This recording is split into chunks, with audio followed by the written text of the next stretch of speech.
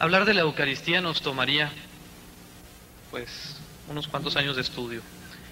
Sin embargo, quisiera hacer nada más algunos pequeños apuntes que nos pueden servir como fundamento para comprender la grandeza del milagro, de la presencia del Señor y un poco el porqué de estos milagros eucarísticos.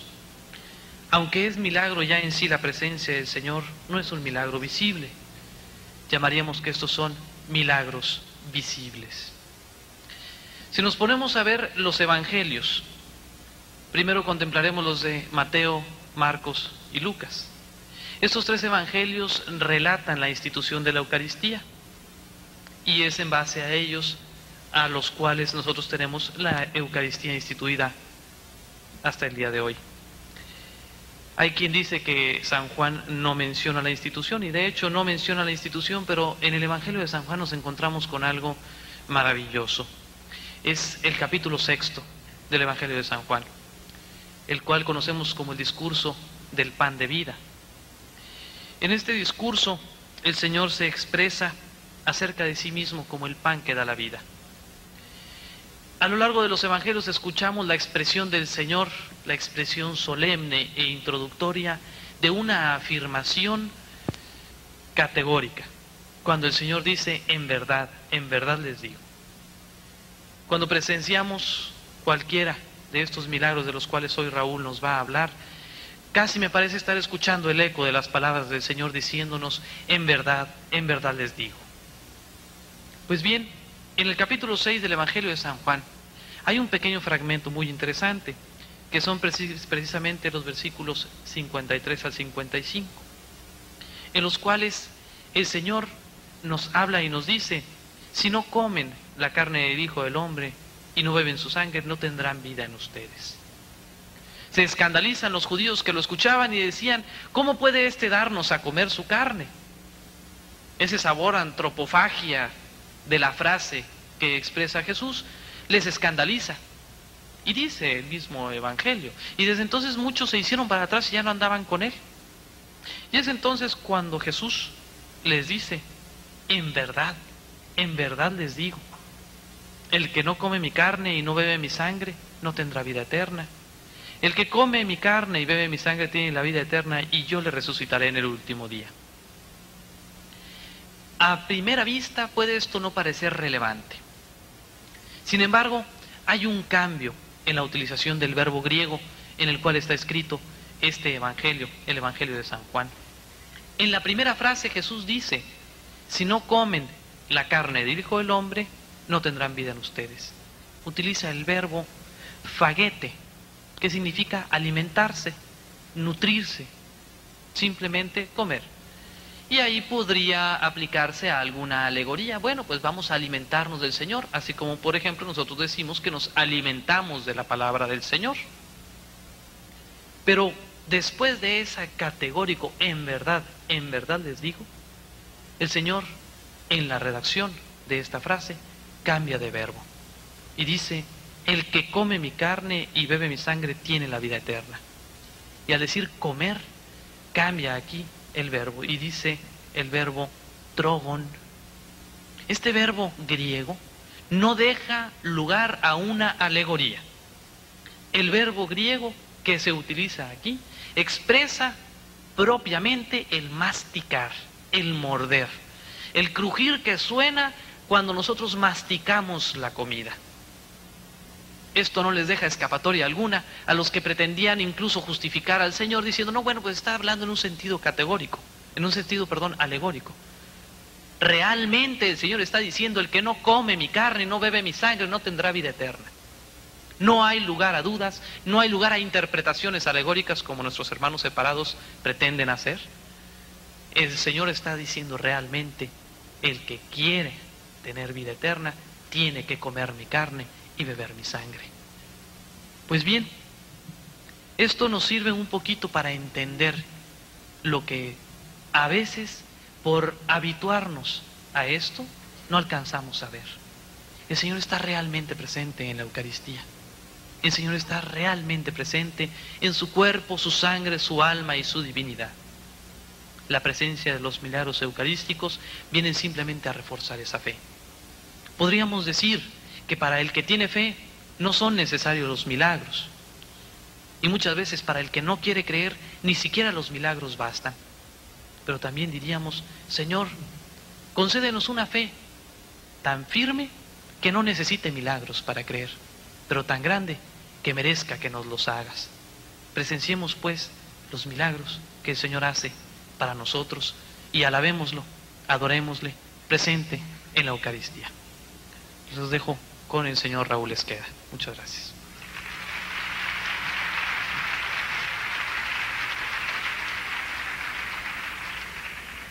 Buenos días. Fíjense que en 1862, San Juan Bosco nos da una profecía. Dice, habrá caos en la iglesia.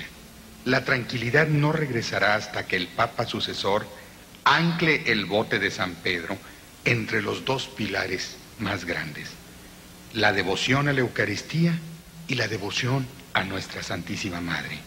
Esto se hará como 1 o 2 años antes de que el siglo XX llegue a su fin. Qué hermoso que ahora estamos viendo y viviendo la realidad de que este Santo Papa, cuánto no ha estado trabajando por instituir nuevamente la devoción a María Santísima y a la Eucaristía. Y cuántos regalos no hemos recibido del Señor con respecto a todas las bendiciones que tenemos ahorita de apariciones de la Virgen y de milagros que están sucediendo. La anciano Italia, del primer milagro que tenemos recuerdo. En el año de 700, en este pueblito que se encuentra aproximadamente a 200 kilómetros de Roma, se encontraba un monje basiliano, el cual estaba pasando por una etapa de prueba en la que dudaba que nuestro Señor Jesucristo estuviera realmente en la Eucaristía. Sin embargo, una mañana, mientras él estaba siendo atacado fuertemente por la duda, empezó la consagración de la misa para las personas de la ciudad. Lo que él vivió mientras consagraba el pan y el vino hizo que sus manos temblaran. Realmente su cuerpo completo tembló. Estuvo parado por un largo rato de espaldas a las personas y después se volteó despacio hacia ellas. Él dijo, oh afortunados testigos, a quien el Santísimo Dios, para destruir mi falta de fe, ha querido revelárseles él mismo en este bendito sacramento y hacerse visible ante nuestros ojos. Vengan, hermanos, y maravíllense ante nuestro Dios, tan cerca de nosotros. Contemplen la carne y la sangre de nuestro amado Cristo. La hostia se había convertido en carne y el vino se había convertido en sangre. Todos los presentes empezaron a clamar pidiendo perdón y misericordia, y otros empezaron a darse golpes de pecho confesando sus pecados, declarándose indignos para presenciar tal milagro. Otros se arrodillaban en señal de respeto y gratitud por el regalo que Dios les había concedido. Todos contaban la historia a través de la ciudad y de pueblos circunvecinos. Jesús permitió ser crucificado de nuevo. Después del milagro, la hostia fue clavada en un pedazo de madera, pensando en aquellos tiempos que para que al secarse no se enrollara como sucede con la carne. Aquí estaba él otra vez, con clavos en su cuerpo, clavado a un pedazo de madera. El milagro que ocurrió en el año 700, hace ya casi 1300 años, lo normal hubiese sido que la carne y la sangre se hubieran desintegrado. Sin embargo, no ha sucedido así. Y esto es precisamente lo milagroso. La fe del sacerdote fue renovada y de las personas que estaban con él también. Por causa de esto se dio cuenta del milagro. Los peregrinos concurrían al anciano para venerar la hostia convertida en carne. La creencia en la Eucaristía volvió a nacer. El regalo del Señor fue completo. Pero eso no es todo. El milagro es continuo. La hostia convertida en carne y el vino convertido en sangre, sin el uso de ningún preservativo, están presentes en el relicario. En 1574 se hicieron pruebas de la carne y de la sangre y se descubrió un fenómeno inexplicable. Las 5 bolitas de sangre coagulada son de diferentes tamaños y formas, pero cualquier combinación pesa en total lo mismo. En otras palabras, una pesa lo mismo que 2, 2 pesan lo mismo que 3 y 3 pesan lo mismo que 5. ¿Cuántas investigaciones se han hecho a través de los años? ¿Cuántas veces nuestro amado Señor Jesús permite ser pinchado y cortado y examinado a través de microscopios y fotografiado? La investigación científica más reciente y extensa, hecha en 1970, usó los instrumentos científicos más modernos que había disponibles. El resultado de las investigaciones fue el siguiente: la carne es verdadera carne, la sangre es verdadera sangre. La carne está compuesta de tejido muscular del corazón, es miocardio. La carne y la sangre pertenecen a la especie humana.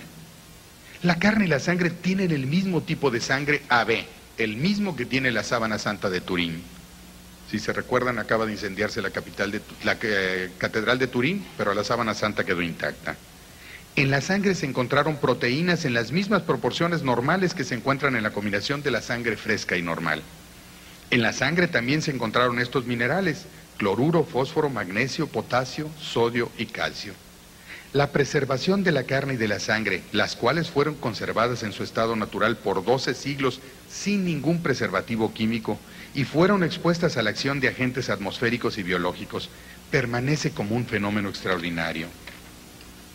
Como parte de las últimas investigaciones, comentó un cirujano que es imposible que en el año 700 se pudiera efectuar una disección anatómica tan experimentada como para cortar una parte del corazón en la forma en que fue hecho. Otra característica poco común de la sangre es que cuando nos cortamos, las propiedades químicas de la misma desaparecen en 20 minutos o media hora. Si la sangre no se refrigera, en menos de una hora. Su composición rápidamente se arruina. Esta sangre tiene casi 1300 años y todavía conserva todas sus propiedades químicas y proteínas como sangre fresca que ha sido derramada. Y todavía en las investigaciones fue determinado que ninguna clase de preservativos fue encontrado en la sangre. Encontramos en las últimas investigaciones, y si vemos las imágenes ahorita de las ampliaciones que tenemos, gracias a Dios, qué importante es que sobre todo a los jóvenes podamos invitarlos a que investiguen. Todas estas imágenes fueron conseguidas a través de internet. Si a alguien se le ofrece, después podremos darle los sitios para que puedan seguir investigando. Tengo más de 200 hojas que a través de internet podemos sacar. En estos resultados se encontró que son células de miocardio, que el lóbulo de células de músculo del miocardio contienen arterias y venas, tienen nódulos adiposos del miocardio, hay una arteria y una ramificación del nervio vagal. La ramificación del nervio vagal y la estructura fascicular están perfectamente bien conservadas. La estructura del endocardio con colinas papilares. Tiene el aspecto típico del endocardio, que es rugoso. El miocardio contiene vasos sanguíneos. El endocardio sombreado como una capa fibrosa. La cromatografía de la sangre salió que contiene oxihemoglobina, que es el O2, y hematoalcalino. Y la prueba de la hematoaglutinación es certificando que es sangre del tipo AB. Como les digo, gracias a Dios está expuesta en el santuario ahí del anciano y perfectamente visible. Tuvimos la oportunidad de verla en noviembre del año pasado, gracias a Dios. Otro milagro en Bolsena y Orvieto en 1263. En 1263, un sacerdote llamado Pedro de Praga apareció y no se sabe de dónde, y desapareció cuando ocurrió el milagro. Nunca más se supo de él. Él estaba teniendo grandes dudas sobre la presencia de Jesús en la Eucaristía. Era un buen hombre de grandes virtudes y viajaba en una peregrinación hacia Roma. Creía que orando en la tumba de San Pedro y en la iglesia de San Pablo encontraría la fe que necesitaba para su ministerio. En su camino para Roma, paró una noche en la pequeña ciudad de Bolsena, a unos 130 kilómetros al norte de Roma. Se quedó en la iglesia de Santa Cristina, una santa heroína de los primeros tiempos de la iglesia. Él había oído hablar sobre el milagroso altar de la santa y pidió celebrar misa en ese altar. Estaba buscando toda la ayuda que pudiera encontrar y solamente conocía una manera de pedir. Él tenía fe, pero no lo sabía. No pedía ayuda fuera de la iglesia. No le pedía ayuda a los hombres. Él sabía que la única manera de recobrar su fe y hacerse santo era a través de nuestro Señor Jesús. Por lo tanto, a la siguiente mañana hizo la única cosa que sabía hacer. Fue al altar de Santa Cristina a celebrar misa. Como era su costumbre, oró antes de la misa por la gracia que a él le daría la fe. Oró con mucho fervor a Dios. Su oración fue la misma. Suplicaba por la fe para creer, sin ninguna duda, que el regalo que se nos había dado en la última cena, que se le había dado en el día de su ordenación, era realmente el cuerpo de Cristo. En el momento de la consagración de la misa, elevó la hostia muy alto sobre su cabeza y dijo las palabras de la consagración. Cuando él dijo, esto es mi cuerpo, el pan sin levadura se convirtió en carne y empezó a sangrar profusamente. La sangre cayó sobre el corporal. El sacerdote, asustado y no sabiendo qué hacer, envolvió la hostia en el corporal, lo dobló y lo dejó en el altar. Cuando se iba, gotas de sangre cayeron en el piso de mármol frente al altar. El Papa Urbano IV estaba en Orvieto, cerca de Bolsena, y cuando Pedro de Praga le comentó lo que había sucedido, inmediatamente mandó un obispo para que hablara con el sacerdote de la iglesia y que trajera la hostia sagrada. Sin embargo, no esperó a que esto sucediera, sino que salió a su encuentro, y cuando el Papa vio el milagro en un lugar llamado el Puente del Sol, se arrodilló al ver a su Señor convertido ante él en forma física en el corporal sagrado. Regresó a Orvieto y fue al balcón del Palacio Papal. Lo elevó reverentemente y se lo mostró a las personas de la ciudad, proclamando que el Señor realmente había visitado su pueblo y que este milagro eucarístico realmente había disipado las dudas que habían estado corriendo desenfrenadamente. Durante el año siguiente, el Papa Urbano IV se ocupó casi exclusivamente en escribir la bula papal Transiturus, con la cual instituyó la fiesta de Corpus Christi en honor del Santísimo Sacramento que acaba de pasar, y le pidió nada menos que a Santo Tomás de Aquino que escribiera la liturgia para la misa. Los himnos creados para esta fiesta, O Salutaris y Tantum Ergo, se consideran entre los más grandes de nuestra Iglesia. En 1269, San Luis IX, rey de Francia, llama a Santo Tomás para arreglar una discusión entre los miembros de la Universidad de París acerca de la presencia física de Jesús en la Eucaristía.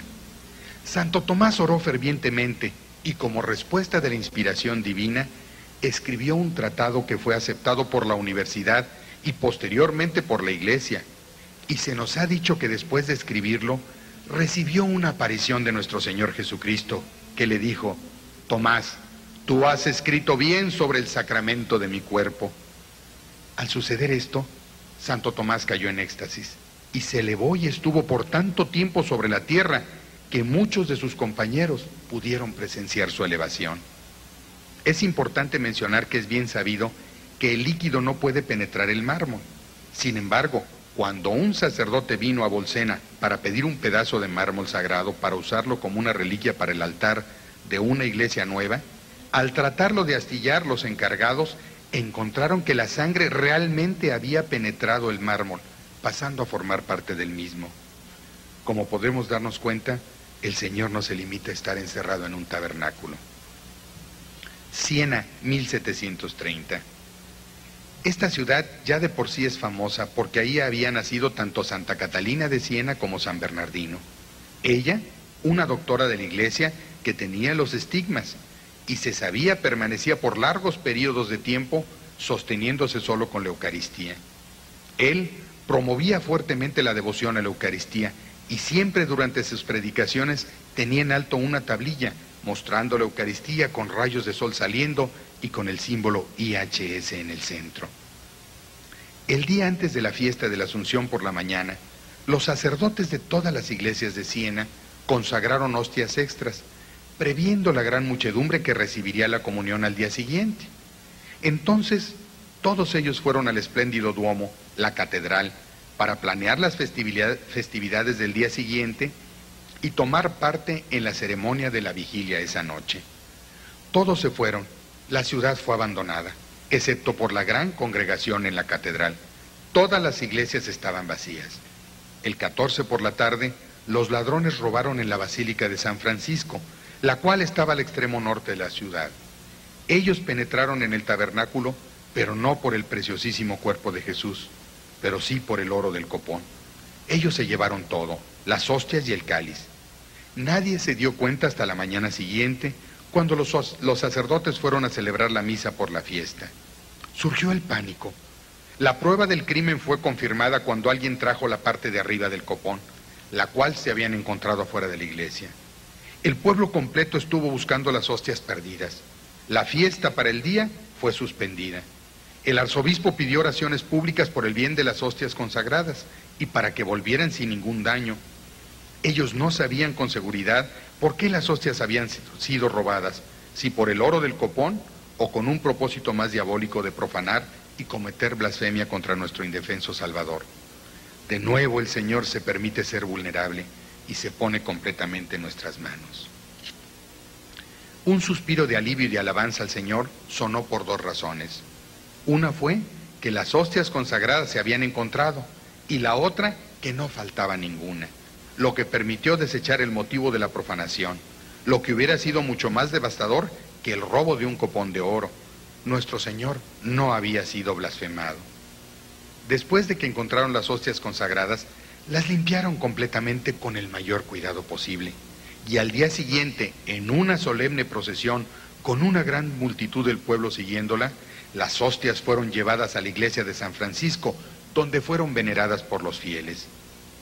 Se cree que no fueron distribuidas porque, a pesar de haber sido limpiadas cuidadosamente, posiblemente no quedaron tan limpias, y los franciscanos decidieron que las hostias se quedaran para que fueran veneradas hasta que se deterioraran, y eso sería el final de todo. Pero esto nunca sucedió. El tiempo pasó. De vez en cuando se le permitía a un personaje importante de la iglesia, fuera un obispo o un cardenal, recibir una de las hostias, y siempre reportaban que su gusto era fresco. Pasaron 50 años y las hostias no habían cambiado. Era el momento de hacer una investigación y el superior de la comunidad franciscana examinó las hostias. Recibió una y concluyó que estaban frescas y quedaban 230 de las 351 originales, dando instrucciones de que nadie podría recibir más las hostias porque se creía que había ocurrido un milagro. 9 años después fueron sometidas a pruebas microscópicas y se determinó que seguían tan frescas como si estuvieran recién horneadas. El arzobispo ordenó que una cantidad de hostias sin consagrar se colocara en un envase herméticamente cerrado para ser guardado en la Cancillería por 10 años. Las hostias milagrosas se guardaron en un copón no sellado herméticamente, pero sí en la forma en que habían estado los últimos 59 años. Al final de los 10 años, la caja con las hostias no consagradas fue abierta y encontraron que estaban descoloridas, desfiguradas y deterioradas. Revisando después las hostias milagrosas, las cuales estaban en perfectas condiciones. Siguieron las investigaciones y en 1850 las hostias sin consagrar que habían puesto en la caja se habían convertido en polvo. Las hostias milagrosas después de 120 años seguían estando frescas. Han pasado casi 270 años y siguen estando como si las hubieran elaborado ayer, y con la seguridad que nos da la fe de que Jesucristo nuestro Señor está presente en ellas. Casia, 1300. Casia es una ciudad que se encuentra en el Valle de Umbría, en Italia, de donde es originaria Santa Rita, también llamada la Santa de lo Imposible. Ella fue una hija obediente, una esposa fiel y maltratada, una madre, una viuda, una religiosa, una estigmatizada y una santa incorrupta. Ella lo experimentó todo. El beato Simone Fidati fue un sacerdote agustino durante la mitad del siglo XIV y era conocido en Umbría como un hombre sabio y santo, a pesar de ser muy joven. Por lo mismo, era muy normal que los otros sacerdotes lo buscaran para confesarse con él. Durante el tiempo que estuvo asignado al monasterio agustino de Siena, un día vino un sacerdote para hacerle una extraña confesión: que él había perdido su respeto por la Eucaristía, o sea que no creía en la presencia de Jesús en la misma. La apatía puede ser un arma muy poderosa de Satanás. En la vida de este sacerdote no quedaba ningún entusiasmo. Hacía las cosas por rutina y porque tenía que hacerlo, pero cada vez se desprendía más y más de Dios y de su congregación. Este sacerdote recibió la llamada de un enfermo y en vez de ponerle Eucaristía en el relicario para guardarla y llevarla cerca de su corazón, el sacerdote puso la hostia irreverentemente entre las páginas de su breviario y fue a ver al enfermo. Cuando llegó con él, lo preparó para recibir la Eucaristía. Abrió el breviario para sacar la hostia y darle la comunión. Al abrir el libro, en lugar donde la hostia donde había sido puesta, el sacerdote fue sacudido al encontrar en su lugar 2 manchas redondas de sangre en las páginas, una frente a la otra.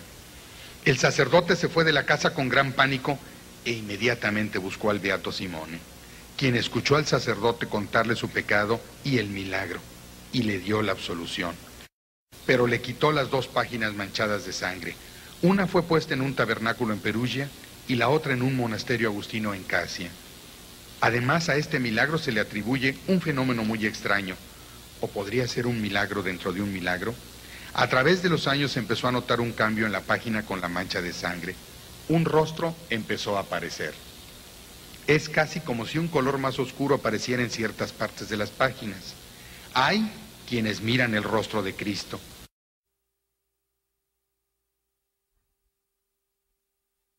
El sacerdote trae la custodia a la barandilla del altar y pone una linterna por detrás para mostrar el rostro. Este es un perfil perfectamente formado de un hombre con barba y bigote. Macerata, 1356. El sacerdote que estaba celebrando la misa el día que sucedió el milagro eucarístico tenía un problema extraño.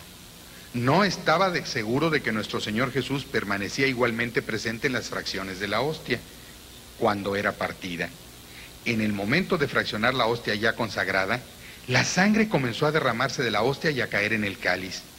Probablemente todo hubiera sido derramado en el cáliz si el sacerdote no se hubiera aterrorizado.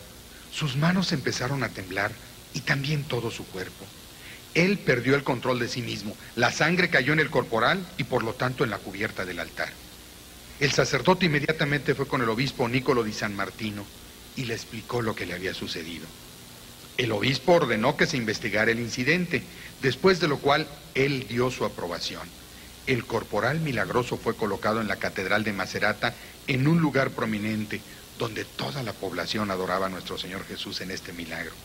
Cada año era llevado a través de las calles en procesión, el primer domingo después de Pentecostés, donde no solo las personas de Macerata asistían a la procesión, sino que de toda la provincia venían a ella.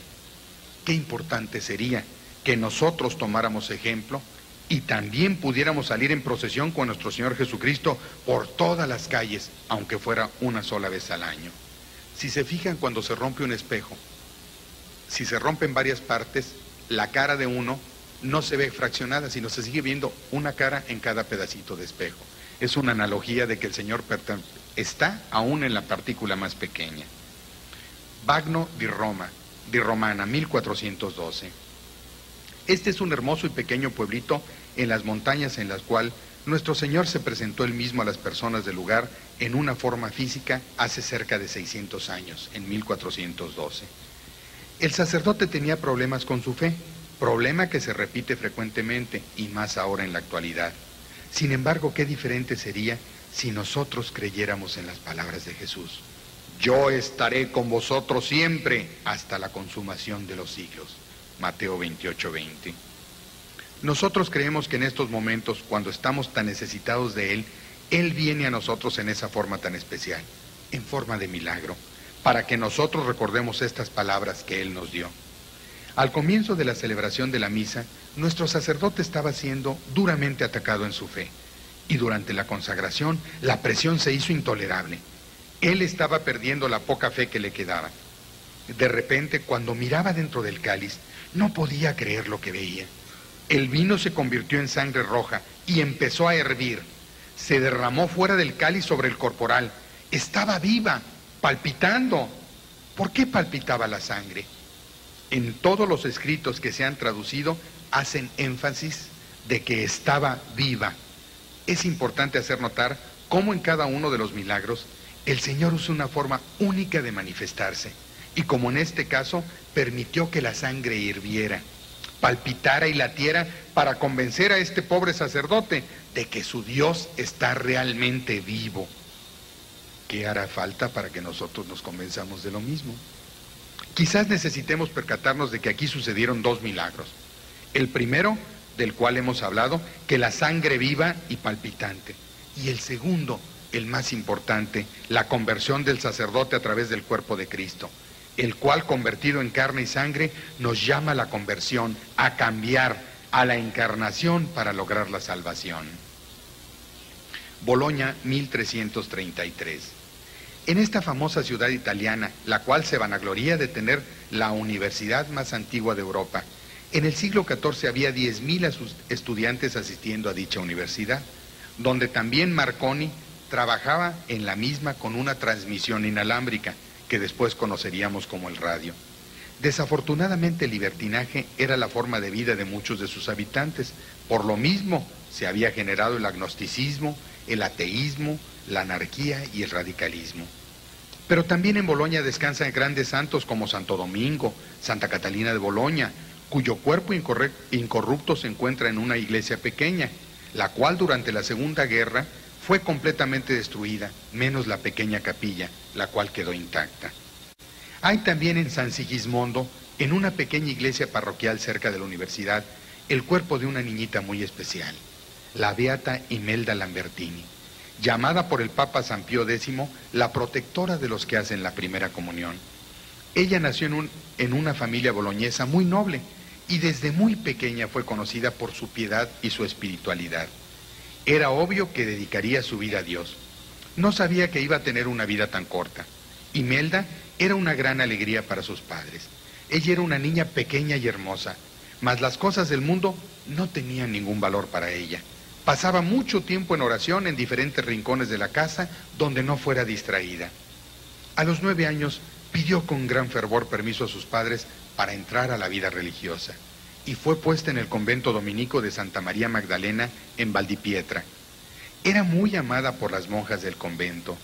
Siendo la más joven, sentían que era un regalo especial para ellas, e Imelda estaba extremadamente feliz con ellas. Llevada a la vida de la comunidad, inmediatamente fue un ejemplo para muchas de las monjas mayores. Imelda sentía un amor intenso por Jesús en la Eucaristía. Ella ansiaba poder tomar parte en la comunión, pero en ese tiempo no podía hacerlo hasta la edad de los 12 años. Cuando las otras hermanas recibían la Eucaristía en misa, ella anhelaba fervientemente poder participar en la fiesta eucarística y les decía: ¿puede alguien recibir a Jesús en su corazón y no morir de gusto? ¿Cómo es posible que lo reciban y queden vivas, que la alegría las podría matar por tenerlo? Pero nuestro Señor tenía un regalo especial para ella. Un milagro eucarístico sucedió en la fiesta de la Ascensión en 1333. La comunidad estaba en misa, durante la cual la beata Imelda oró fervientemente. Al término de la misa, las hermanas dejaron la iglesia e Imelda se quedó para seguir orando. Las hermanas se voltearon para llamarla y lo que vieron la sorprendió. Una hostia blanca y brillante aparecía sobre la cabeza de Imelda y permanecía suspendida en el aire. Inmediatamente ellas llamaron al sacerdote, quien después de haber visto lo ocurrido, tomó una patena y fue a donde Imelda estaba arrodillada. La hostia brillante, aún suspendida sobre su cabeza, descendió sobre la patena. El sacerdote tomó esto como una señal de que a Imelda se le debería de dar la primera y santa comunión. Él le dio al Señor. Ella perdió el sentido y pasó al éxtasis, del que nunca volvió. Murió en ese mismo día, por tanto su primera comunión fue la última, el 12 de mayo de 1933. Fue profética su alegría de recibir al Señor. Su cuerpo se mantiene incorrupto y el testimonio más grande de que recibimos de esta beata es su gran devoción por Jesús Eucaristía. Santarém, 1200. Santarém es una ciudad situada entre Fátima y Lisboa, en Portugal, y una vez, alrededor de 1225, había una mujer que era muy infeliz. Ella estaba convencida de que su esposo no la amaba y de que le era infiel. Hizo uso de toda la astucia conocida por las mujeres sin obtener ningún resultado. Como una última y desesperada prueba, fue con una hechicera, con una bruja, la cual le prometió que su esposo volvería a amarla como antes si ella le llevaba una hostia consagrada. Esto atemorizó grandemente a la mujer. Ella sabía que esto era un sacrilegio. También estaba convencida de que la hechicera estaba haciendo algo que no era bueno. Realmente no sabía qué hacer, hasta que finalmente cedió. Fue a misa en la iglesia de San Esteban y recibió la comunión, pero no consumió la hostia. Salió de la iglesia inmediatamente y se sacó la hostia de la boca. La puso en un pañuelo La guardó en el pecho y se dirigió a la hechicera. Pero por el camino la hostia empezó a sangrar dentro del pañuelo. La esposa no se había dado cuenta de esto hasta que los que pasaban junto a ella se lo decían, pensando que ella era la que sangraba. El pánico la sacudió. El corazón de la mujer temblaba, se fue para su casa y ahí puso la hostia y el pañuelo al fondo de un baúl. Y ahí esperó todo el día con mucho miedo hasta que anocheció. Cuando llegó su esposo se fueron a dormir, pero la culpa de su pecado la atormentaba y también la duda de que si la hostia continuaba sangrando. Varias veces se despertaron por los fuertes rayos de luz que salían desde el fondo del baúl, hasta que le confesó su pecado a su esposo, y los dos se arrodillaron frente al baúl para adorar la hostia milagrosa y pedir perdón. Al día siguiente vinieron personas y vecinos atraídos por la luz tan fuerte que había en la noche anterior, las cuales fueron testigos del milagro. Ella se lo dijo al sacerdote de la parroquia y se confesó, el cual fue a la casa y escuchó la historia de la mujer. El sacerdote regresó la hostia a la iglesia en solemne procesión. Encerraron la hostia en un envase de cera y la colocaron en el tabernáculo. Otro milagro ocurrió la siguiente vez que abrió el sacerdote el tabernáculo. El envase de cera se había roto en miles de pedazos y en su lugar había un envase de cristal con la sangre de la hostia dentro, el cual permanece guardado hasta el día de hoy en la bien llamada Iglesia del Milagro. La única respuesta que podemos pensar es que Dios nos ama, porque Él es amor. Dios permanece fiel, aunque nosotros le volvamos la espalda. Pero Él siempre está con los brazos abiertos, como cuando estaba en la cruz, cuando uno peca. Cuando uno peca, uno cambia, pero Él permanece sin cambiar. Y cuando acudimos a la confesión y nos reconciliamos con Él, el cambio vuelve a suceder en nosotros, pero Él sigue siendo fiel, porque nos ama intensamente. Daroca. Daroca es una ciudad española que se encuentra como 80 kilómetros de Zaragoza, la cual fue escogida por nuestro Señor no para ser el lugar del milagro eucarístico, pero sí para ser el hogar del mismo. Se sostuvo una gran batalla a finales de 1238 y principios de 1239 entre los españoles y los terribles moros. El padre Mateo Martínez de la iglesia de San Cristóbal se encontraba celebrándoles misa en el campamento y después de la consagración, pero antes de que los comandantes pudieran recibir la Eucaristía, les llegó la noticia de que los moros habían empezado un ruin ataque, por lo que los comandantes volvieron de inmediato al campo de batalla. El sacerdote envolvió las hostias consagradas en el corporal y las escondió debajo de una roca que estaba como a 10 metros de ahí. Los españoles salieron vencedores y tomaron muchos prisioneros, y volvieron al campamento llenos de alegría, donde le pidieron al sacerdote que les diera la comunión como acción de gracias por la victoria. El padre Mateo fue al lugar donde había escondido las hostias, sacó el corporal de abajo de la roca y lo desdobló. Se atemorizó cuando vio lo que tenía ante sus ojos. Las hostias habían empezado a sangrar. Ellas se adherían al corporal haciendo aparecer manchas de sangre en la tela. Los comandantes se regocijaron por lo que vieron. Tomaron esto como una señal de que Jesús les había dicho que iban a salir victoriosos. Hicieron que el sacerdote levantara el corporal manchado con sangre en un marco como un estandarte y volvieron a la batalla contra los moros y el castillo de Quío fue recuperado. El mérito de esta batalla triunfal se le dio al milagro eucarístico bondadosamente otorgado por el Señor. Pero se presentó un grave problema. Todos los comandantes pertenecían a diferentes regiones de España y por consecuencia querían que el sagrado corporal fuera a su ciudad. Después de sortearlo por varias ocasiones, el general principal propuso que la pusieran sobre la espalda de una mula árabe capturada en la conquista y dejaran que vagara como quisiera hasta que encontrara el lugar donde quisiera parar. La mula viajó custodiada por sacerdotes y soldados y después de recorrer más de 300 kilómetros durante 12 días, fue a parar exhausta frente al hospital de San Marcos en Daroca el 7 de marzo. Fecha que se convertiría en la fiesta de Santo Tomás de Aquino, el gran defensor de la Eucaristía. Para Dios nuestro Señor no hay casualidades, y cuando Él dispone algo, muchas veces a pesar nuestro, siempre se hará su voluntad. Cebrero. En el año de 1300, nuestro Señor escogió a Juan Santín, del pueblo de peregrinos de Cebrero, que está de camino a Santiago de Compostela, para ser el mediador de este milagro eucarístico. Juan tenía una gran devoción por asistir a misa y por recibir a Jesús en la Eucaristía. Por otro lado, Había un sacerdote en la iglesia del pueblo cuya principal labor era saludar a los peregrinos cuando ellos terminaban su jornada a través de la montaña. Era un hombre amargado. Había perdido la fe en muchas cosas, en él mismo, en las personas y en lo más importante, en su vocación.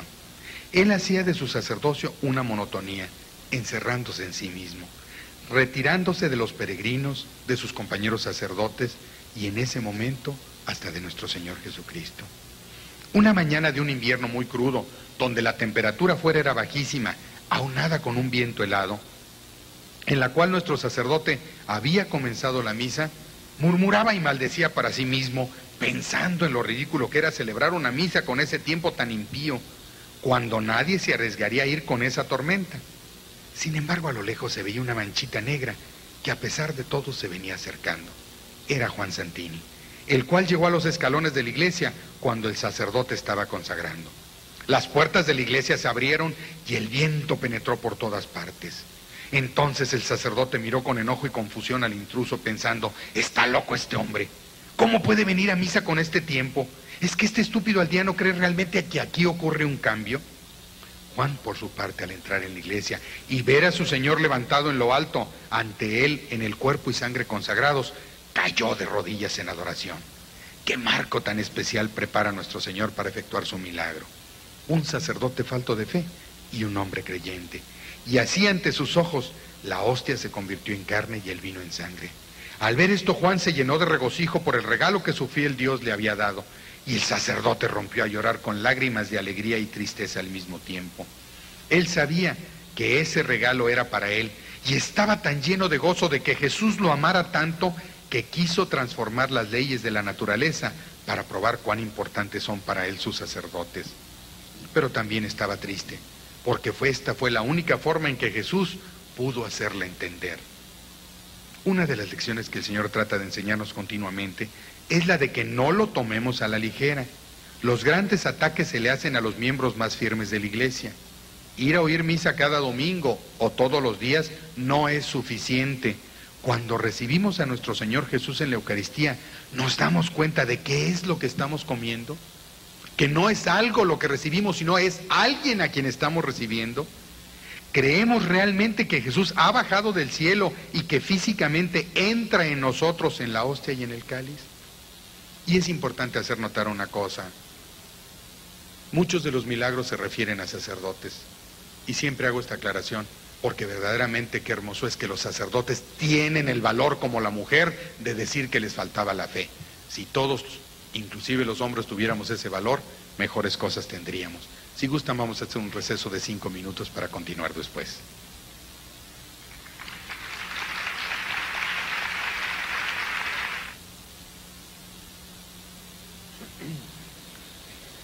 Seguimos con, como le decía el Señor, se manifiesta en todos lados, ¿verdad? Waldron 1330. El Señor nos dio muchos milagros eucarísticos en el siglo XIV. ¿Por qué? Para combatir las herejías antieucarísticas por toda Europa. Cada vez que se manifestaba él mismo en esta forma, el milagro era seguido por una renovación de reverencia por la Eucaristía y un volver de nuevo a la iglesia y a los sacramentos. Ahí es donde está el milagro fuerte, ¿verdad? El Señor nos dio uno de esos regalos especiales en el año de 1330, en el pequeño pueblo de Waldron. Está entre Frankfurt y Würzburg, en Alemania. Un sacerdote ya mayor, Heinrich Otto, celebraba misa en la iglesia de San Jorge. Después de elevar la hostia y el cáliz para la consagración, chocó con el cáliz, derramándose el contenido, la preciosísima sangre de Jesús en el corporal. Estaba preocupado por su falta de destreza, pero su preocupación se convirtió en terror cuando vio lo que apareció en el corporal. El vino se había convertido en sangre, formando el diseño de un Cristo crucificado, rodeado de 11 cabezas de Jesús, coronado de espinas. El padre Otto estaba sin fuerzas, todo su cuerpo se sacudía instintivamente, quería esconder su desatino por el derramamiento de la sangre de Jesús en el corporal. Lo mejor que él podía haber hecho hubiera sido sostener en alto el corporal milagroso para la congregación y alabar al Señor por haberles dado ese regalo a las personas de la iglesia de San Jorge. Pero no lo hizo. Empujó el corporal a un lado y continuó la misa. Cuando la misa terminó y los fieles se habían ido de la iglesia, el padre Otto abrió el corporal de nuevo para ver si sus ojos lo habían engañado cuando ocurrió el accidente. La escena representada por el Señor en esta pintura milagrosa era aún más clara de lo que fue la primera vez.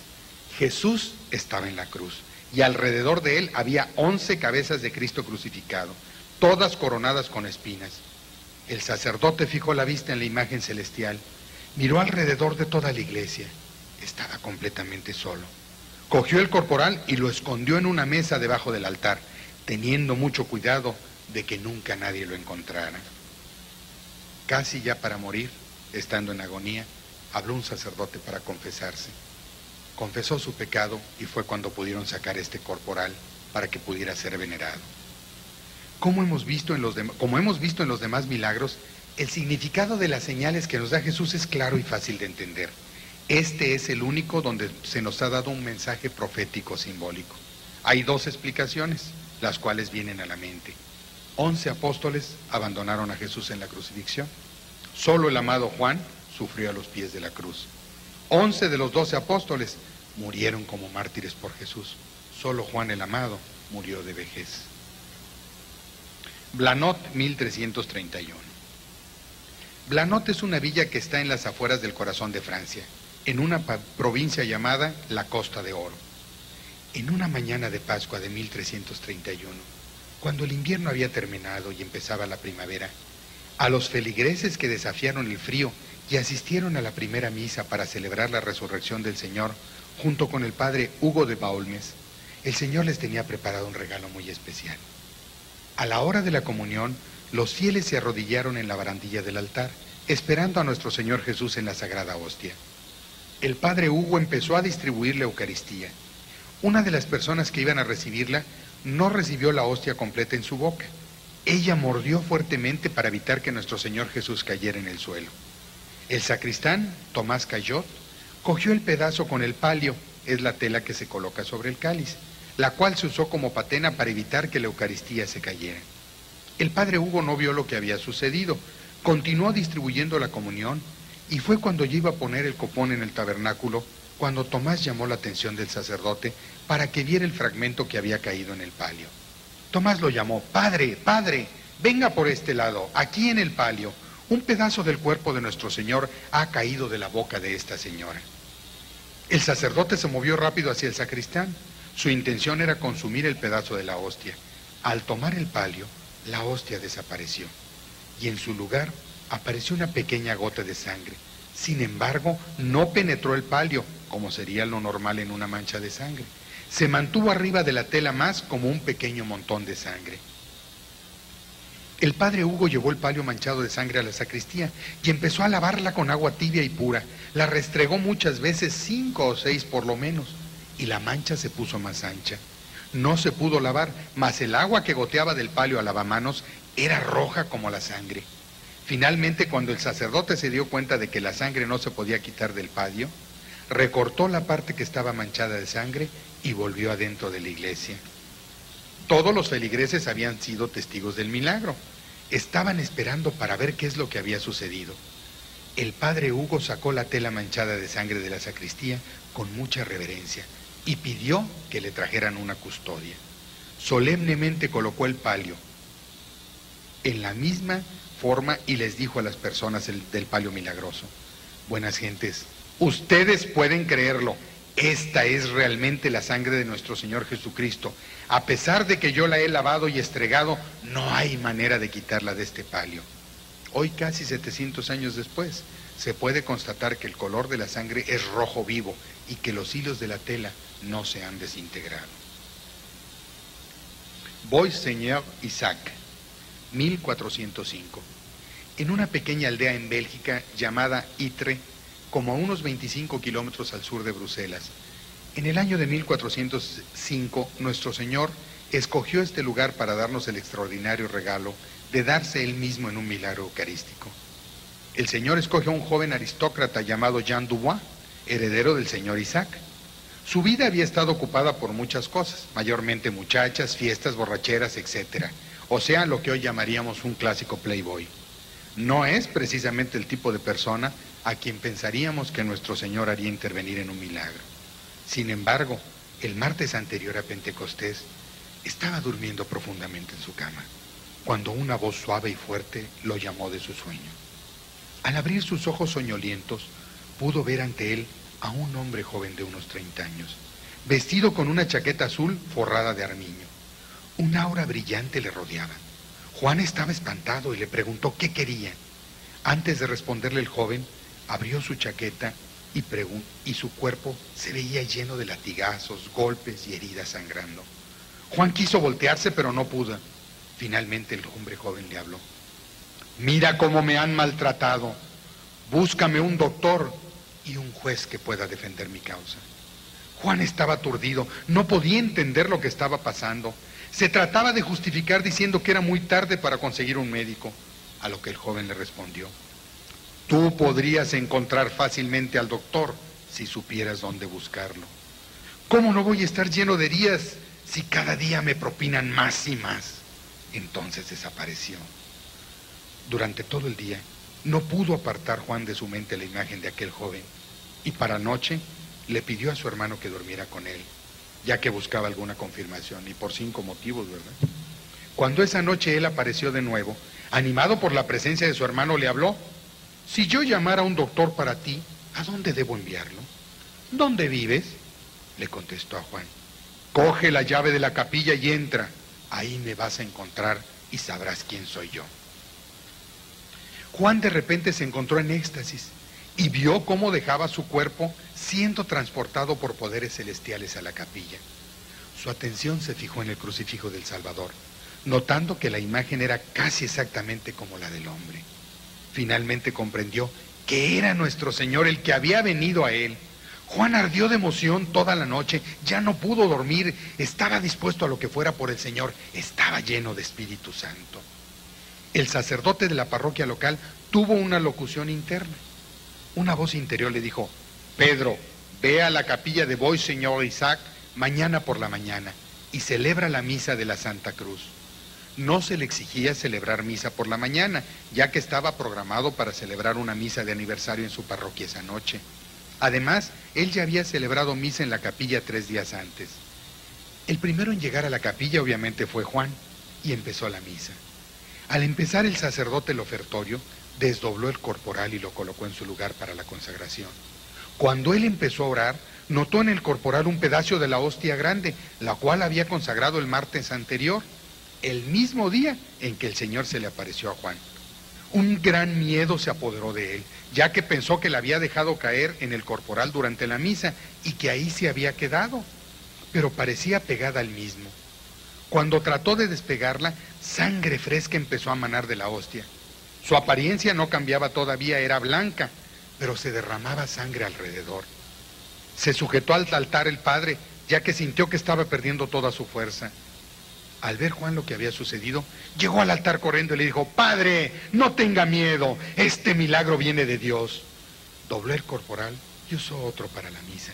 Sin embargo, en el corporal con la hostia, la mancha de sangre se iba haciendo más grande.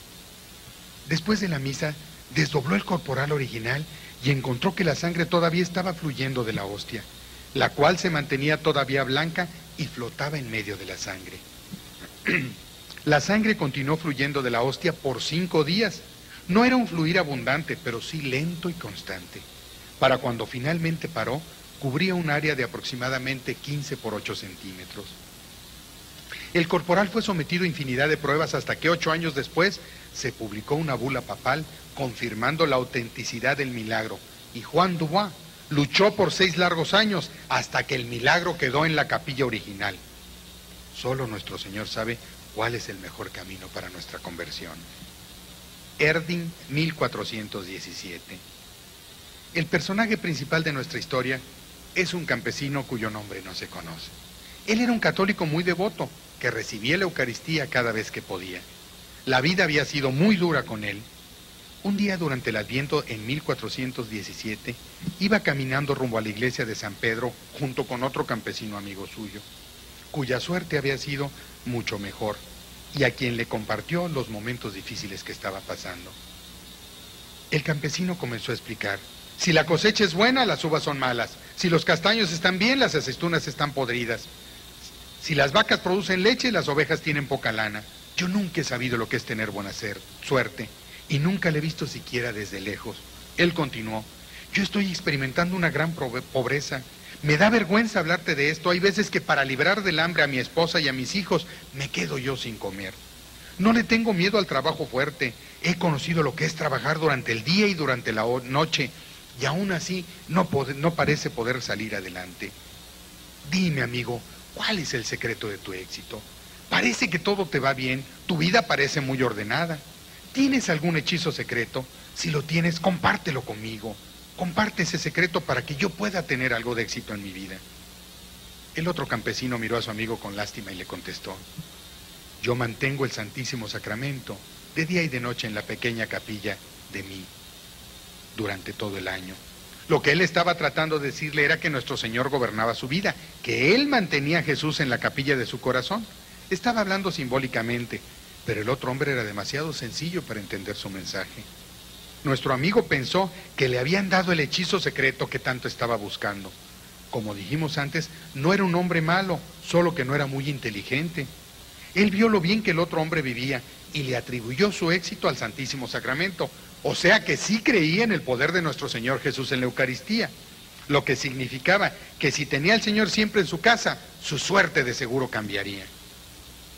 El campesino ejecutó un plan en su mente para obtener la Eucaristía. Tenía ideas fantásticas de todos los bienes que podía obtener, ya que le empezara a ir bien. Su oportunidad llegó el Jueves Santo, en el aniversario del día en que nuestro Señor Jesús nos dio la Eucaristía. El campesino se preparó y llevó a la iglesia una tela de hilo limpia donde pondría el cuerpo de Cristo, y a la hora de la comunión se acercó nerviosamente, pensando en que todos tenían la vista puesta en él. La hostia fue puesta en su lengua. Se fue a una esquina donde, sin que nadie lo notara, se pudiera sacar la hostia de la boca. Todo había salido de acuerdo a su plan. Al hacer el viaje de regreso a su casa iba lleno de gozo y anticipaba la nueva fortuna que había encontrado. Pero su conciencia empezó a trabajar en él casi inmediatamente. ¿Era un pecado lo que había hecho? Repetimos que no era un hombre muy instruido. Había oído decir que el sacrilegio es un pecado imperdonable, además de ser una severa ofensa contra el Estado. Estaba empapado de sudor, los nervios lo traicionaban y por fin decidió regresar a la iglesia. Esperaba que, cambiando inmediatamente y mostrando señales de arrepentimiento, el sacerdote lo trataría con misericordia. Cuando tomó de nuevo el camino para Erding, la hostia resbaló de la tela, flotó en el aire y luego, al caer nuevamente en la tierra, desapareció. Corrió hacia la iglesia precipitadamente, llegó con el sacerdote y delante de algunos fieles le explicó con lujo de detalles lo que le había pasado. El sacerdote no perdió tiempo y corrió hacia el camino con medio pueblo siguiéndole. Desde cierta distancia, el sacerdote pudo ver la hostia en el suelo, brillando, visible desde lejos.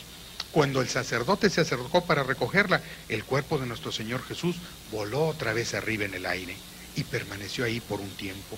Luego cayó en la tierra y desapareció como lo había hecho la primera vez. Se le informó al obispo del área sobre el milagro. Fue al lugar del camino donde había ocurrido, seguido por un gran grupo de sus sacerdotes, además de una gran muchedumbre del pueblo. Cuando el obispo se acercó al lugar santo, la hostia volvió a brillar y flotó en el aire por tercera vez. Solo que en esta ocasión, quizás para impresionar más al obispo, la hostia permaneció suspendida en el aire por largo tiempo. El obispo trató lo mejor que pudo de coger la hostia, pero sin obtener ningún resultado. Finalmente la hostia revoloteó en el aire y volvió a la tierra para desaparecer por última vez. No se volvió a ver. La gran multitud de fieles se arrodilló en oración y ahí está el gran milagro.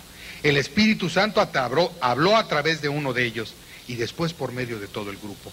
Esta era una señal de que nuestro Señor quería que el Santísimo Sacramento fuera venerado en ese lugar. Le dijeron al obispo y al párroco que ellos iban a construir una capilla especial allí. Nuestro Señor puede utilizarnos a cualquiera. Quizás tenga preferencia por los más pequeños, como nuestro amigo el campesino. Lo más importante es que siempre estemos abiertos a la acción del Espíritu Santo en nuestros corazones. Y qué mejor manera de lograrlo que pidiendo que aumente nuestra fe en su presencia en la Eucaristía.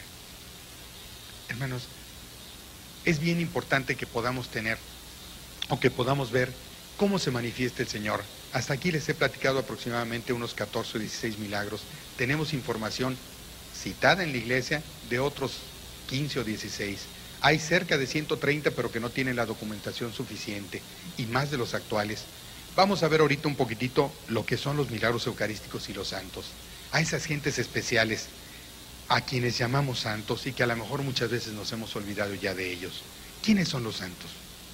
Son nuestros hermanos y hermanas en Cristo, personajes modelos que los une un hilo común, esa relación tan especial que ellos han tenido con Cristo. Su vida entera se movía alrededor de su gran fe en la presencia física de Jesús en la Eucaristía. Vamos a compartir 3 milagros únicos y luego platicaremos de muchas personas santas que se han sostenido durante largos periodos tomando solamente la Eucaristía. San Antonio de Padua, que estamos próximos a su fiesta.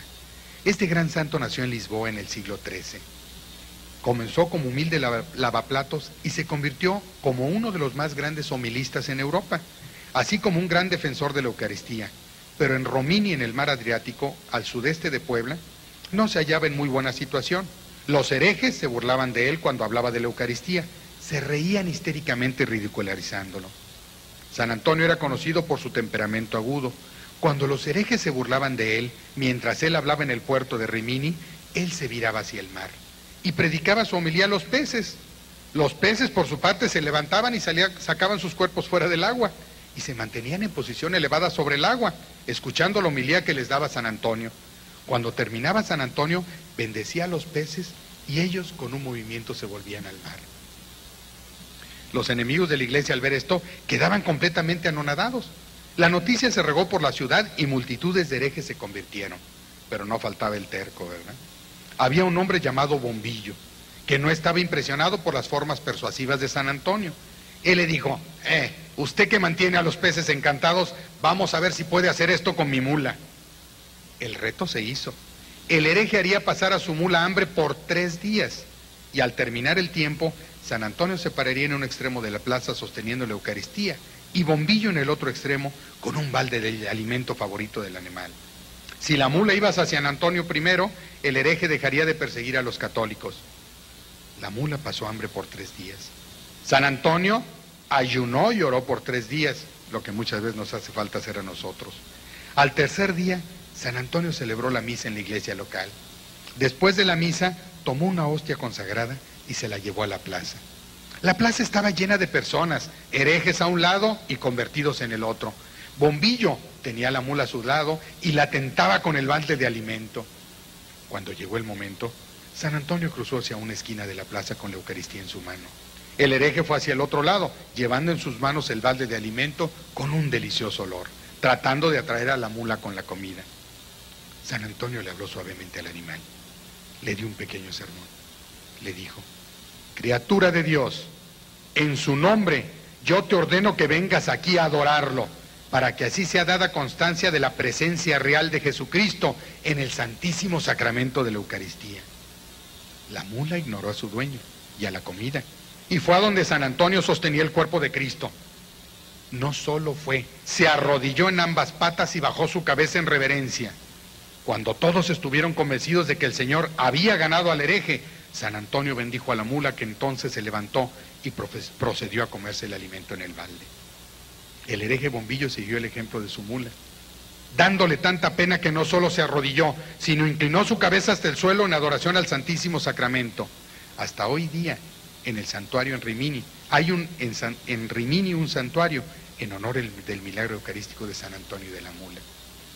Y aquí, con todo respeto, yo ya les tengo más respeto a las mulas, porque si hasta ellas creen, ojalá y nosotros no seamos iguales, ¿verdad? Santa Clara de Asís. Santa Clara de Asís fue la primera mujer franciscana y fundó la Orden de las Clarisas Pobres. Clara era la personificación de la pobreza santa. Un día Clara encontró que su convento estaba en gran peligro. El convento de San Damián estaba entre las tropas de Federico II y la ciudad de Asís, la cual se estaban preparando para atacar. El hecho de que había un grupo de monjas vírgenes en el convento era un atractivo muy especial para los mercenarios sarracenos de la armada de Federico, los cuales odiaban a los cristianos y además tenían una lujuria excesiva por las mujeres caucásicas. Ellos procedieron a atacar el convento. Clara en ese momento estaba en su cama, enferma. Sus damas corrieron a ella llorando y en estado de pánico. ¿Qué harían? ¿Podía ella protegerlas de los soldados que iban a atacar? Una de las hermanas corrió hacia adentro del cuarto para reportar que había visto soldados en los alrededores del convento. Un estado general de alarma empezó. 2 hermanas ayudaron a salir a Clara de la cama. Caminó a su pequeña capilla y removió la custodia que tenía en el Santísimo Sacramento. La sostuvo en sus manos y recargó su cabeza en él y oró al Señor. Caminó hacia la gran ventana abierta que daba al patio. Le habló al Señor y él le contestó. Ella le dijo: protege, Señor, a estas tus siervas, que ahora yo no puedo proteger. Una voz muy dulce como la de un niño le contestó: yo me ocuparé de ti siempre. Santa Clara agregó otra oración: mi Señor, protege también según tu voluntad esta ciudad que por tu amor nos sostiene. La respuesta que recibió del Señor fue: tendrán que pasar sufrimientos, pero será defendida con mi protección. Fortalecida con estas palabras, Clara se volvió hacia sus hermanas monjas que estaban aterradas con las perspectivas del ataque de los temibles sarracenos y les dijo: yo les garantizo, mis hijas, que no sufrirán ningún mal, solo tengan fe en Cristo. Cogió la custodia y la elevó. El sonido de las armas paró. Los apresurados sarracenos pararon su camino en el patio del convento. Voltearon al ventanal y al ver a Clara y a la custodia que tenía en las manos, huyeron y salieron como si hubieran visto lo peor del mundo, dejando el convento de San Damián en paz. Al día siguiente las personas de Asís estaban complacidas, pero asombradas de que los sarracenos no hubieran atacado su ciudad. Se habían retirado del área sin haber puesto un solo pie en la ciudad. Clara advirtió a sus damas, las cuales habían oído la voz de Jesús hablándole a su madre superiora, que no dijeran ni una sola palabra a nadie de lo que habían oído mientras ella estuviera viva. La vida de Santa Clara está llena de reportes similares acerca de la unión especial que se ha dado entre ella y Jesús. Sucedió que en la noche de Navidad de 1252, el año antes de que muriera, estaba muy enferma para ir a la misa de medianoche. Permaneció allí en su cama muy triste por estar privada de nuestro Señor Jesús en la Eucaristía en esa noche tan especial. De pronto, ella pudo oler la dulce fragancia de velas encendidas y de incienso. Estaba participando en la misa de medianoche en la basílica. Luego fue transportada rápidamente hacia el este, hacia el Belén de 1200 años atrás. Fue llevada a la cueva donde el niño Jesús había nacido. San José y la Virgen Santísima estaban allí, en compañía de los animales con los cuales la Sagrada Familia compartió la cueva. Nuestro Señor Jesús se le presentó como un hombre maduro y puso la Sagrada Hostia en su boca. Finalmente fue transportada de nuevo al convento de San Damián en Asís. ¡Qué fe! Ojalá y tuviéramos aunque sea un granito de mostaza de fe, ¿verdad? Santa Juliana Falconeri. Juliana fundó la orden de las monjas servitas y fue la primera superiora. Se le conocía por su gran caridad, la cual ayudó en la reconciliación de enemigos, la conversión de los pecadores y la curación de los enfermos. Cuando la santa estaba en su lecho de muerte, sufría por no poder recibir al Señor en la Eucaristía. Convenció al padre Santiago de Camporrey para siquiera poder...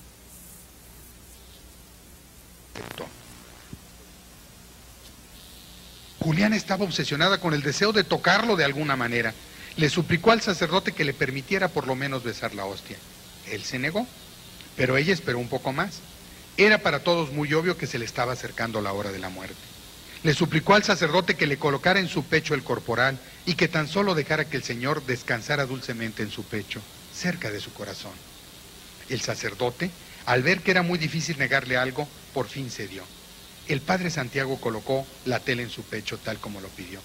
Tan pronto como la hostia fue colocada ahí, desapareció a la vista de todos. Para el asombro de las 18 personas que estaban reunidos en el cuarto, Santa Juliana cerró los ojos sonriendo y nunca más los volvió a abrir. La hostia automáticamente la recibió de su pecho hacia su cuerpo. Santa Catalina de Siena. Santa Catalina recibió muchas apariciones de Jesús durante su vida y de acuerdo a la biografía escrita por su confesor, en una aparición alrededor de 1372, ella recibió un regalo muy especial: beber la sangre del costado de Jesús. Después de esto, ella ya no podía comer. No sentía hambre ni tampoco podía mantener nada en su estómago, a menos de que fueran las sagradas especies, el cuerpo y la sangre de Jesús. La santa murió en 1380 y durante los 7 años anteriores de su muerte No recibió ningún otro alimento más que la Eucaristía. Sin embargo, su ayuno no afectó su energía, ya que mantuvo una vida muy activa durante estos 7 años. Su muerte no tuvo nada que ver con la mala alimentación. Y así como ellas tenemos testimonios de Santa Catalina de Genoa, de la Beata Isabel la Buena, Beata Ángela de Foligno, San Nicolás de Flu, Beata Lidivina de Schiedam, y para terminar hablaremos de Alejandrina de Acosta. Alejandrina nació en 1904 y murió en 1955 en este siglo. Ella quedó lisiada a los 14 años cuando saltó por una ventana para evitar ser violada. Ella vivió solo de la Eucaristía por 13 años y recibió el regalo de compartir la pasión de Jesús cada viernes por 180 veces consecutivas. Fue sometida después de haber iniciado su ayuno 20 días a rigurosos exámenes en el hospital de Oporto, donde quedó constancia que al final de 40 días de observación minuciosa, tanto el doctor Araujo como el doctor Acevedo certificaron que Alejandrina había estado vigilada 24 horas durante todo el tiempo y que no había tomado ni alimento ni bebida excepto la Eucaristía. Nuestro Señor Jesús se le apareció a Alejandrina y le explicó lo que la ciencia no pudo explicar. Tú estás viviendo solo de la Eucaristía porque yo quiero mostrarle al mundo el poder de la Eucaristía y el poder de mi vida en las almas. Teresa Neumann por 35 años recibió la comunión. Inclusive hay testimonios de que en una ocasión Teresa Neumann estaba muy triste y llegó al sagrario. No había sacerdote y no podía comulgar. Se puso a orar frente al sagrario y las personas que estaban alrededor vieron cómo del sagrario salió una hostia y se depositó en su boca. ¿Cuántos milagros necesitamos, hermanos? Imagínense si aquí hubiéramos dicho que iba a ocurrir un milagro, que a lo mejor la imagen del Cristo iba a llorar o que las flores se iban a convertir en sangre, a lo mejor tendríamos el auditorio lleno. Pero muchas veces lo que nos falta es la fe para creer que verdaderamente cada instante que está un sacerdote consagrando, Jesús está bajando del cielo y está presente. Y el mayor milagro es que si nosotros aceptamos el reto y el testimonio de vivir la Eucaristía a diario, verán que ese testimonio lo podremos compartir para tener mejores familias, mejores comunidades, mejor país, mejor mundo y al fin y al cabo una mejor manera de vivir. Algunos de los milagros que están sucediendo que no están certificados por la Iglesia, están en estudio. Tenemos en Barbeau, Michigan, el 4 de febrero de 1996. Este me impacta mucho porque conocí un matrimonio aquí en Monterrey que precisamente tuvo la oportunidad de estar con este sacerdote. El sacerdote, dicen que a la hora de estar dando la comunión, ya ven en Estados Unidos, sobre todo al norte, hay inviernos muy crudos. Entonces dieron la Eucaristía y un ministro extraordinario de la Eucaristía, al dar la comunión, se le cayó la forma sobre la patena, no cayó al suelo. Entonces, al terminar la misa, van y la ponen, ellos tienen un recipiente, el cual va exactamente abajo de la iglesia, sobre los cimientos, en una arenilla, en el cual se diluyen los pedacitos o la misma agua donde se purifica uno.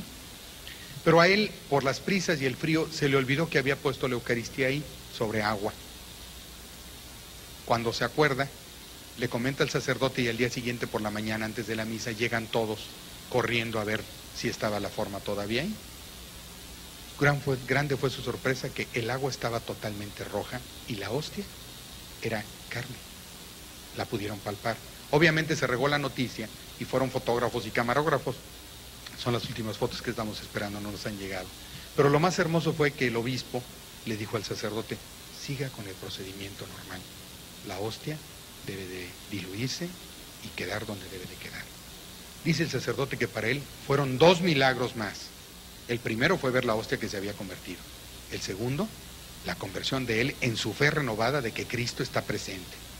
Y el milagro siguiente fue el obedecer a su obispo para poder desbaratar la hostia y permitir que se fuera. Qué importante sería, hermanos, que cuántos pudiéramos centrarnos a través de la Biblia en la obediencia que le debemos a nuestros superiores. Ese sería el milagro más grande que podíamos regalarle. Ya ven, Jesús por obediencia hasta muerte en cruz. Nahu, Corea, 22 de septiembre de 1995. Aquí pueden ver, Julia Kim se llama la persona, a la cual el obispo Roman Danilak, que es administrador apostólico de Toronto, estaba dando la comunión y justo en el momento de ponerle la comunión en la boca, se convirtió en sangre y en carne. Hay toda la información del testimonio de Julia Kim, del sacerdote y del obispo, a través de internet. Ya no la doy porque sería alargarnos demasiado en el tiempo, ¿sí? Marlboro, New Jersey, 10 de abril de 1994. El padre Robert J. Rooney, en el momento de la consagración, es la anterior. El copón estaba precisamente consagrando, y al momento de consagrar, la hostia empieza a sangrar. Esta está en Marlboro, New Jersey, está obviamente pues en estudio por la iglesia. Desde finales de 1995 se habla de que la Virgen se está apareciendo en Roma a una vidente llamada María Rossi. Fíjense qué hermosa imagen de la Virgen, donde nos dice en un testimonio: yo soy la madre de la Eucaristía. Lo más impresionante es que no es una sacerdotisa. Si se fijan, tiene en la mano la Eucaristía, pero no la está ofreciendo, la está mostrando, está girada a 3/4, ¿sí? Donde está precisamente los dos pilares que San Juan Bosco nos decía: la devoción a María y la devoción a la Eucaristía. Hermosísimamente, en la ciudad de Miami, dicen que en un edificio de los más altos de cristal, fíjense lo que apareció. ¿Ven la silueta?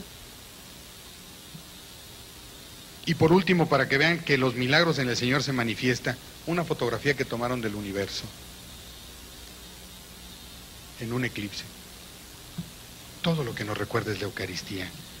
Hermanos, yo creo que el milagro más importante que tenemos, el más grande que hay, es la bendición de creer, de que Dios nos ha dado la oportunidad de fe. Y si no tenemos fe, hagamos lo que todos ellos hacían.